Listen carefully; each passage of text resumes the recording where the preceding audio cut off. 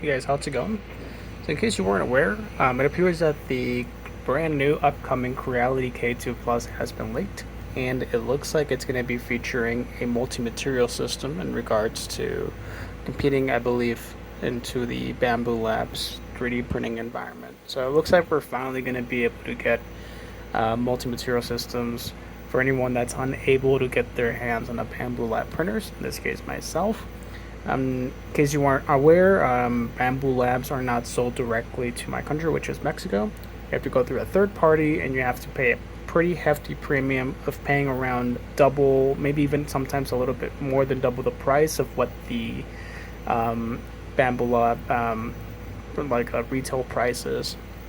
For example, if the P1S is, I don't know, $600-700, it's gonna cost me around $1,500 for me to purchase it from a third-party reseller, and that brings them from the U.S. down to Mexico. And then, of course, you have to pay their premium for it as well. But based on leaked materials, it looks like the first thing that we got leaked is the K2 Plus. Now, this is the picture itself that was leaked. This is actually one that was found on the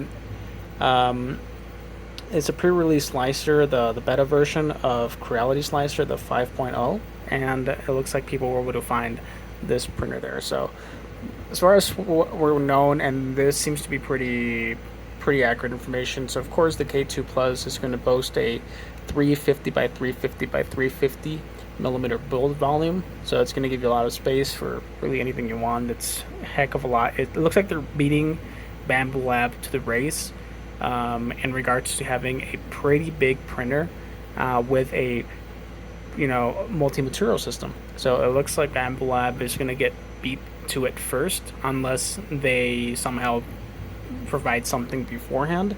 So in this case, I believe they are calling it the CMU, something like that, something like Creality Multi-Material something. Not exactly sure what the name was, but let me see if I can find something.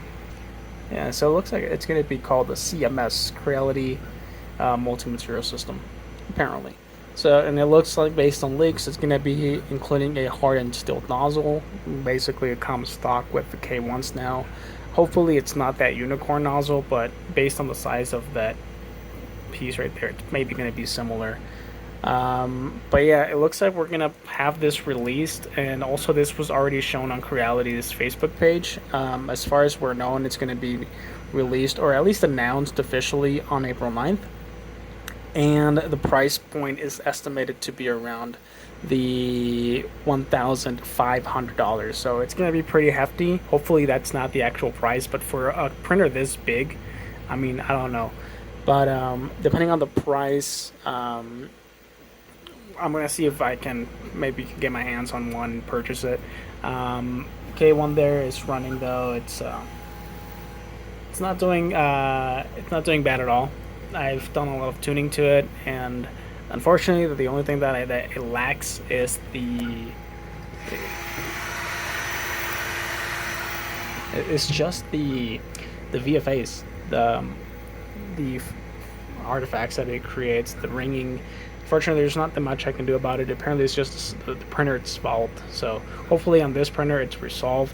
From what we can tell, it looks like it's still going to be running linear rods instead of linear rails. So these are still leaks, so who knows. If you look closely there, they kind of look like they're doing because if you look at it here, hopefully I can zoom in here a bit, but that looks like a linear rod, but then below it, I'm not sure if that's the belt, but that could also be maybe a carbon rod from like the Bamboo series. And if you notice, it's running a pretty big filter, so it's probably running like a big HEPA filter for the fumes for printing, those pretty aggressive materials like ABS and stuff like that. But yeah, it looks like the price is going to be maybe around $1,000 to $1,500. Who knows what it's going to be, if it's including the CMS or not, but hopefully the price is competitive to Bamboo Labs, and hopefully they fixed everything that was wrong with the K1 series on this one.